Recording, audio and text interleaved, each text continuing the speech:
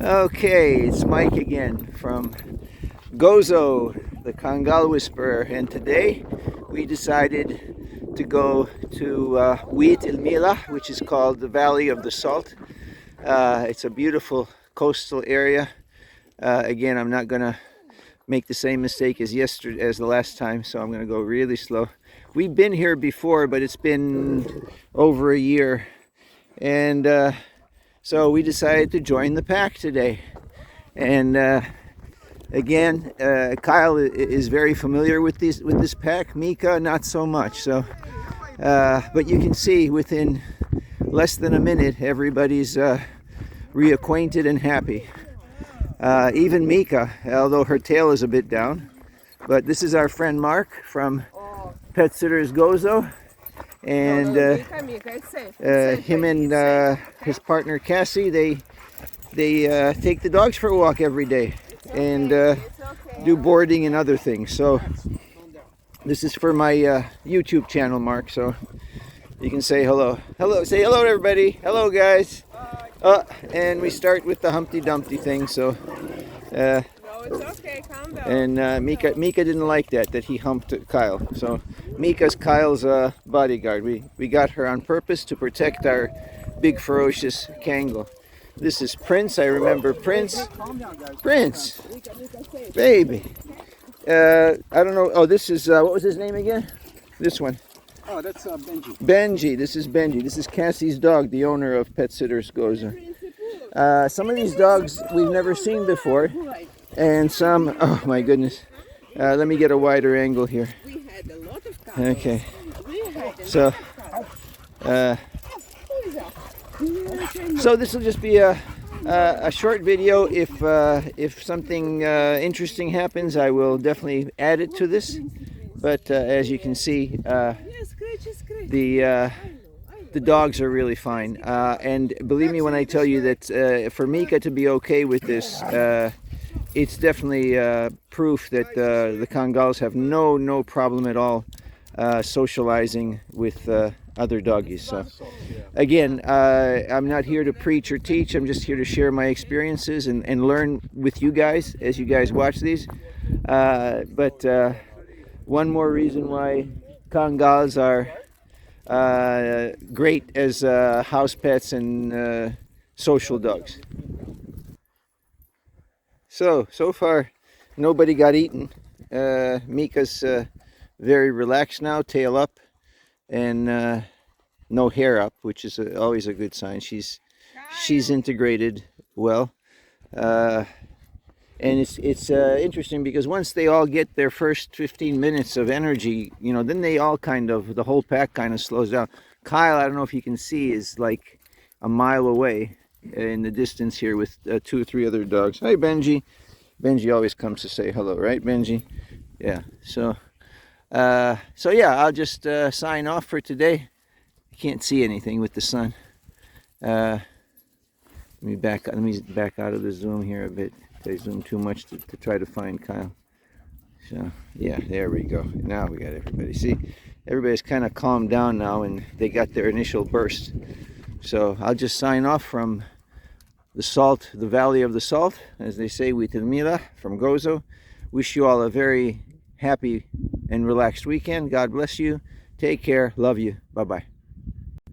So as I wanted to mention to you, thanks to Kyle, these Kangals tend to wander, and you can see how far they went.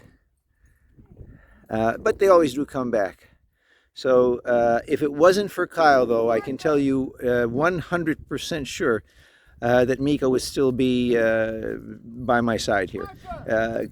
It's the male that likes to go and explore and check things out, but as you can see, they're back. But they can cover some serious ground very quickly, and I thought I'd just include it in today's video. This is a second shift. It's a different pack that they take for walks. So we're on our second walk, and we're gonna head back as soon as we get Arthur, wherever the hell Arthur is. Take care, everybody. Bye-bye. Hello, everybody.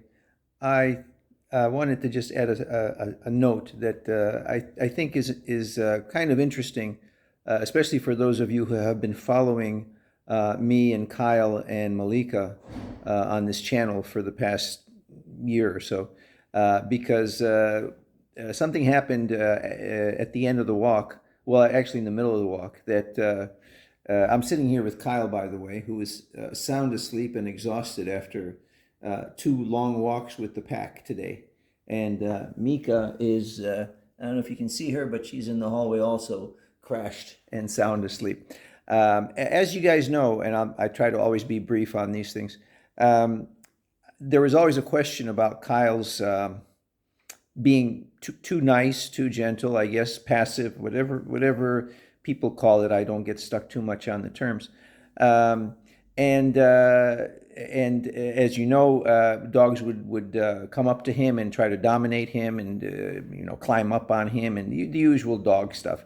And he, in the past, would always basically just let them do whatever they wanted to do. I mean, it was like a fly on his back, kind of.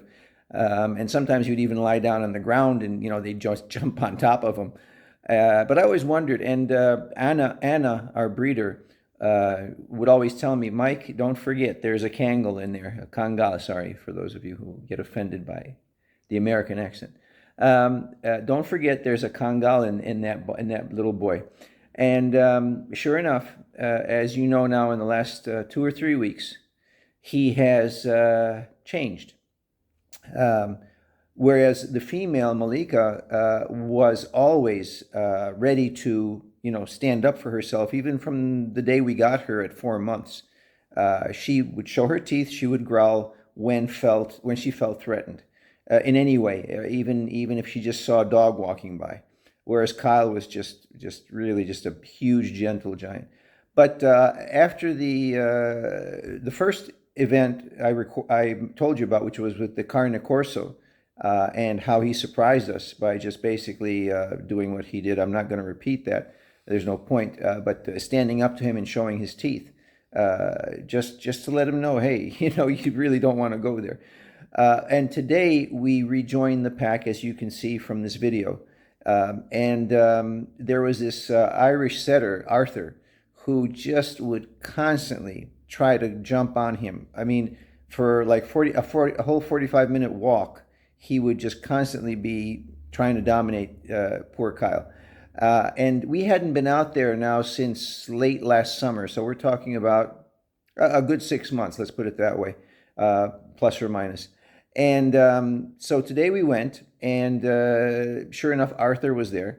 And there's also this Pomeranian who was a little terror, as they can be, barking and kind of snapping at everybody, the whole pack out there, in its own little harmless way, And at one point, very early into the walk, Arthur tried to do his thing again with Kyle. And the first couple of times, Kyle just kind of shook him off, like, get off of me.